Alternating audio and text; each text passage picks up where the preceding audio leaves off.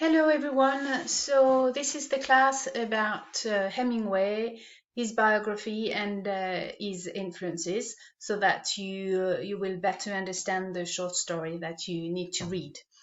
So in terms of biography, what you have to remember. So it's approximately his date of birth and death. So to situate him in an artistic movement, in a literary movement, and in history. So he was born in 1899 and died in 1961. So he mostly lived at the beginning of the 20th century. So what influences writing? So two main things. So his experience in journalism, because it influenced his writing style, and you're going to experience that in the short story. So is using brief sentences, is really straightforward, straight to the point, is concise. So what you will have to be aware is the role and the importance of the implicit, and you'll have to read between the lines. So usually in his short story and in his novels, what is important is what he evokes rather than what he says, and what he shows rather than what he tells. And this is really shown in the short story. The second thing that influences writing is his experiences in the experience of war and direct experience of war. So World War I, World War II, and the Spanish War. So these experiences were really traumatic experiences where his landmarks and the landmarks of many people fell apart. So he's really an icon of literature. He won the Pulitzer Prize and the Nobel Prize of Literature. So his two most famous novels are these two books, A Farewell to Arms and The Old Man and the Sea. So as we said, he experienced World War One, direct influence in the middle of the war, and so when he came back traumatized, and he went to Paris after World War One, where he met lots of famous artists like T.S. Eliot, Hemingway, Fitzgerald. And all these writers are considered or are nicknamed the Lost Generation. So all these writers experienced World War One, and they came to Paris. So the fact that they experienced the war means that all their previous ideas about faith, about love, about life, about death, about God were totally invalidated, and the traditional values, as we said, about God, love, or manhood, completely dissolved and left the Lost Generation writers completely adrift and completely lost, with no landmarks to hang to. So they had to struggle, because they had to search for meaning they had to search for meaning to their life in a world that has changed, and where the landmarks that they were used to fell apart, so had fallen apart.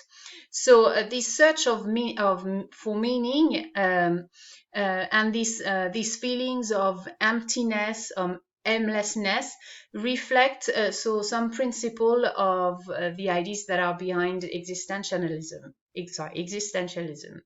So if you have question about existentialism, you can ask your teacher, Mr. Thomas, and he has already given you some hints where you can that you can look for. So this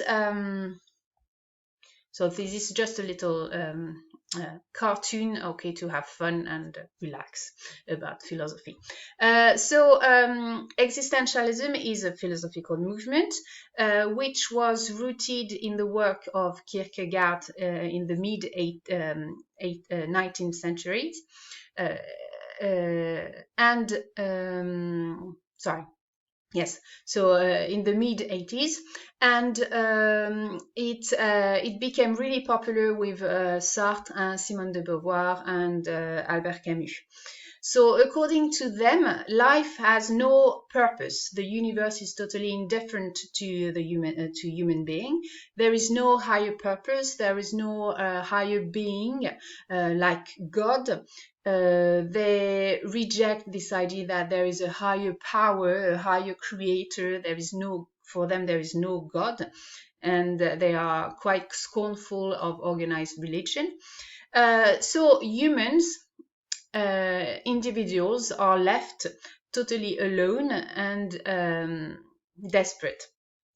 So the individual is the unit of existence for this philosophical movement, and the individual is the only responsible for giving meaning to his or her own life. So they need to create meaning, and they need to find a meaning by their own, through their action, through their values, etc. So even if Hemingway wrote before existentialism became really a prominent cultural idea, the fact that he questions life and his experiences as a member of the lost generation gave his work some existentialist overtones. The other philosophical movement that you need to be aware of and be clear about is nihilism. So another cartoon just to have fun. Because it's quite related, and we'll see that in the short story, it can be expressed through some characters or actions. So nihilism, so it's the same core of ideas. It means that life for them is meaningless, futile, and has no meaning and no higher purpose. So this is the same as existentialism.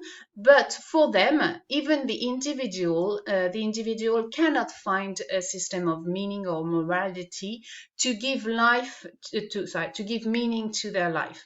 So for existentialism, the individual can give meanings to their own life through their action or values. But for the second philosophical movement, for nihilism, the individual cannot give meaning to his or her life. So I hope it's clear. I'm not a philosophical teacher, so if you want more detail, ask your teacher. But I try to simplify it to keep only the essence of these philosophical movements, so that you better understand the story and how the short story is related and influenced by these philosophical movements. So I hope it's clear, now you're ready to read the short story. So be careful, you don't need to understand everything in the short story to understand the main topics, the main concepts, how it works. So don't be too hard on you. I don't look in the dictionary for each word you don't understand. And try to read it several times at different moments, so that you will progressively better understand it. Okay, so see you soon. Bye bye.